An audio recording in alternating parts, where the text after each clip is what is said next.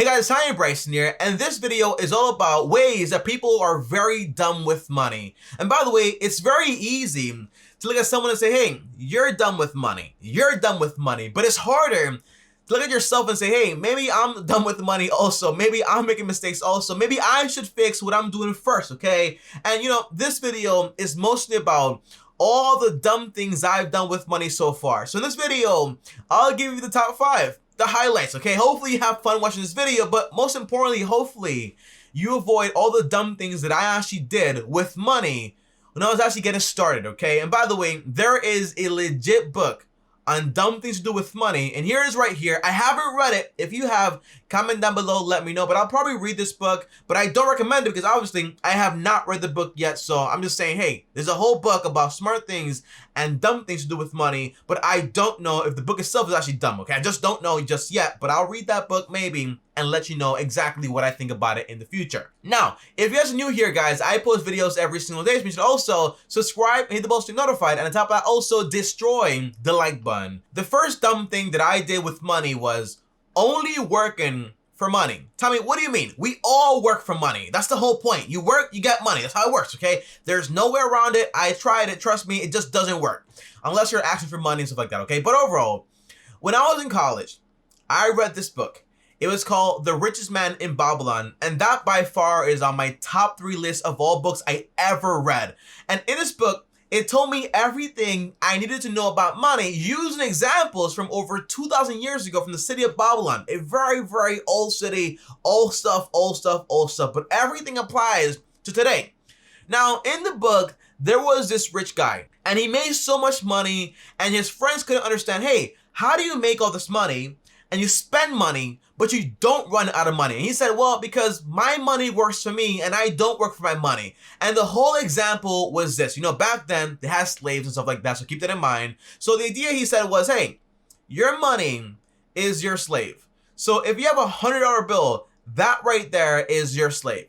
Now, if you grab that slave and you sold it, well, that's it. Slave is gone, right? However, if you grab that slave and you put that slave to work, and that slave brings you more money, more slaves, and they have more slaves, and more slaves, and more slaves. Before you know it, you'll have an army of slaves, an army of wealth, an army of money. And if your money makes you, for example, $100K a year, but you spend $50K, does it matter? The answer is no, because basically your money is still growing to the point where you can't spend all the money you actually have. And by the way, in normal modern terms, what it means is basically, hey, the money you have, you want to invest it. You want to put it to work for you. You want to allow that money to compound and grow over time and also pay you money, whether in real estate, property, whatever you want to do, okay? Just have that money work for you. And with that money, you can go ahead and do what you want after it's grown to a point where, hey, I can spend it without having to worry about not being able to replenish my wealth. That's the idea there. So my whole goal has been, yeah, I work for money too, okay? I make YouTube videos all the time, right? Every day. But most of my money, I grab it and I invest it. That money right there works for me passively. It makes me money without me having to actually work for it. That changed my life right there. That book, by far, one of my favorites. And here's right here if you want to go ahead and read it. By the way, link down below to Audible. When you sign up with my link, you get it for free. So if you want to get that book for free, go ahead and download Audible. You get that book, another book for free. So watch this video. Maybe I'll recommend some more books along the way. Now, number 2, guys, is guess what I used to do? I used to spend my money on a lot of liabilities. Now, at age 17 to 19, I don't remember when, okay, but I had a job and I was a work study at my college. So being in, I worked at the college and I made money. I made around $8.50 and I got a raise to $8.75 when they raised the whole minimum wage stuff, okay? Now, the idea was simple, guys, okay? I worked a lot, around 8 hours, around like 40 to 60 hours every single week, okay? That's the idea right there. Did I make a lot of money? The answer was no. But every single thing I bought with that money did not make me a single dollar back. For example, I bought an iPhone, okay? That was the first thing I basically bought. I bought a new iPhone. I looked fancy. I looked nice with the iPhone. Oh my gosh, look at me, guys. I got an iPhone, okay?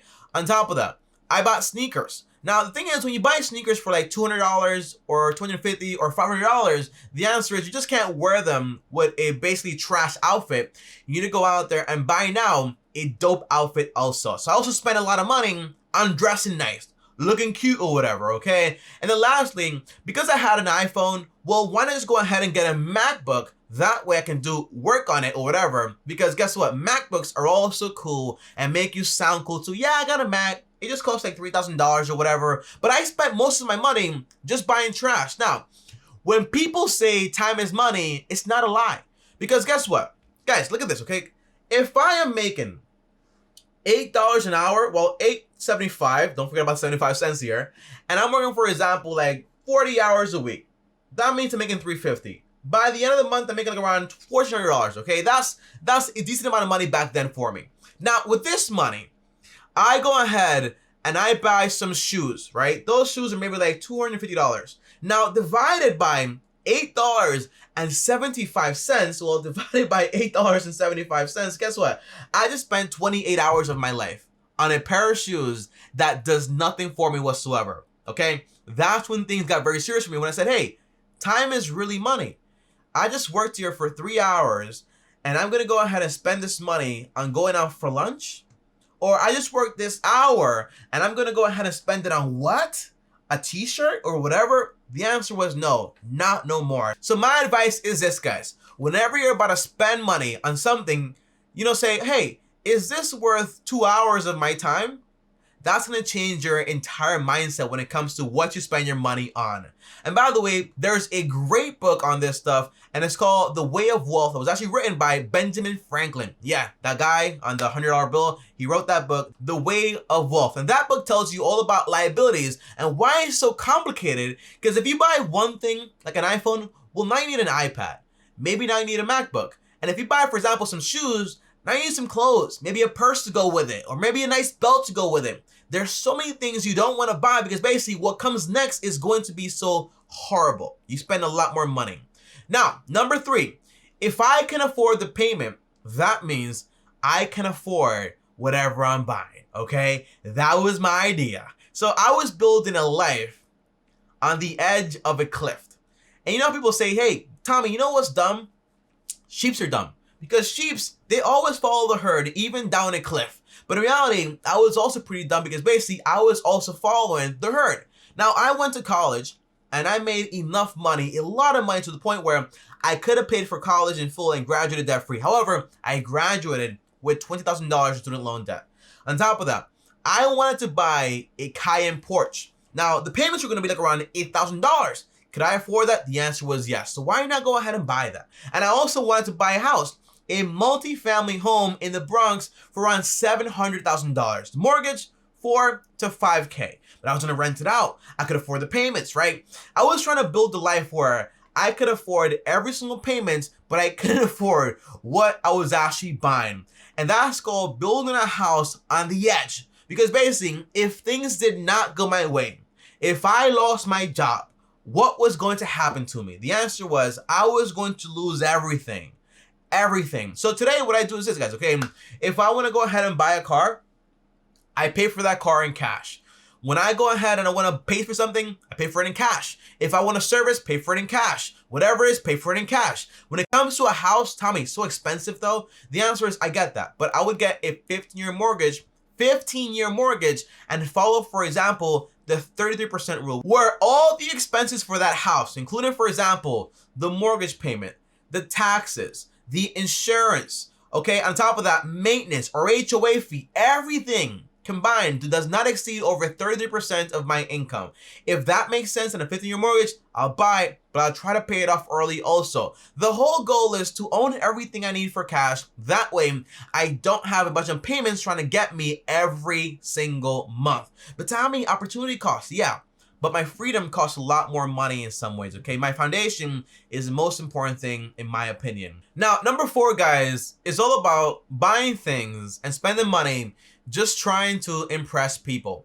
And I can't lie, guys, okay? When you're wearing some nice shoes, some nice clothes, you got some looks, okay? And those looks are nice. People say, hey, you look nice. Nice shoes, nice this. Compliments are great. Like, it's feedback, right? We're humans. We like feedback, we like positive stuff. But in reality, I was building a life with a lot of, for example, friendships that were just around materialistic things, where I bought this, so now you're my friend, and all this stuff. And in reality, I was trying to impress people that A, did not care about me, wouldn't cry at my funeral. And in reality, that really didn't matter that much, okay? I was trying to build friendships with materialistic things, and that's never a good idea. And for example, if I own something and that's the only reason you're friends with me, why would I want to be friends with someone that's only friends with me because basically I have something?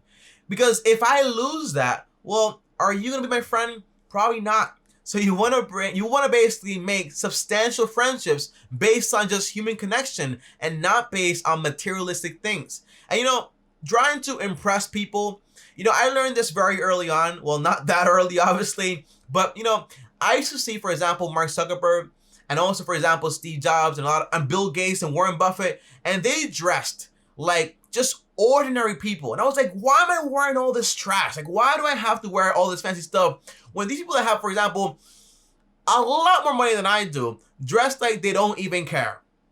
Why do I need to buy a Cayenne Porsche when Warren Buffett, worth over $90 billion, has been driving the same car for around 5 to 10 years? Does it matter? The answer is no. When I stopped trying to impress people and focus on myself and my family and what I wanted to build, I started to attract more people that cared about that also. And they're actually my friends because of that. And that's the core idea. Sometimes it's not about quantity, but mostly about quality. Quality over quantity when it comes to friendships and also relationships. Now, number 5, guys, and the last thing is this: letting money control you. Now, the thing is that they don't tell you this in college or in high school or when you're an adult already, but if you build your house or, for example, your life, like the American dream, usually you're going to be trapped for a very long time, okay? Because, okay, if I did everything I wanted, I bought the house I wanted, now I have a mortgage on it. I bought the car I wanted, now I have a car payment. I got the loans, okay? So now I have loan payments. I have the credit card payment. I have all that stuff, right? What does that say? That means now I have responsibilities towards all those things right there, which means in a way, money is going to control me. Why? Because even if I don't like the job I do, I have to work it because basically that money is going to go ahead and pay the bills. And if you build a life like that, a life on the edge of a cliff, right? At any point you can go either way. You don't know what's going to happen because everyone else is doing it. Well, in reality, you're not building, for example, the American dream, but you're kind of like building the American trap. Yeah, I have a nice job, but all that income goes towards this house. And if I don't make no payments, well, I just can't live here. And you know what people don't want to do, guys? People do not want to be embarrassed and basically, lose their house, lose their car, lose whatever they have. And all that comes together with everything I said so far, right? Where you care about what people do. You buy liabilities. You try to build a life on the edge of a cliff. That's not what you want to do. So overall, if I told you what I learned from all these mistakes, the answer is I just don't care really about what people say. And I build a plan based on what I want and my needs. And overall, that's, hey, okay, I invest basically like all my money. On top of that, when I buy a home, I try to pay it off as fast as possible. That way I own my home. That way I have nothing to worry about. And I'm a lot more selective with what I want to do. If I want to work with you, it's because basically I like you. If I don't like you, I don't work with you. That's the number one thing. If you don't like someone, it's going to be very hard to work for them, but you'll have to if you depend on that income to keep you alive and to keep all the fancy things that you actually have in your pocket and in your possession. That's my advice, guys. And those are the 5 mistakes I made with money that I hope you don't make, okay? I'll see you guys next time. By the way, if you made any, comment them down below. I want to see if I'm the only one that's also made mistakes. Comment down below, let me know. I'll see you guys next time. Thanks for watching. As always, like this video if you liked it. On top of that, also, subscribe and hit the bell to get notified. And if you guys want to text me or talk to me one-on-one, join my Patreon, link down below, or send me a DM on Instagram at TommyBryson. And before I go, if you guys want to watch another video, here it is right here. And click my face right here. I'll see you guys tomorrow. Thanks for watching. And as always, peace.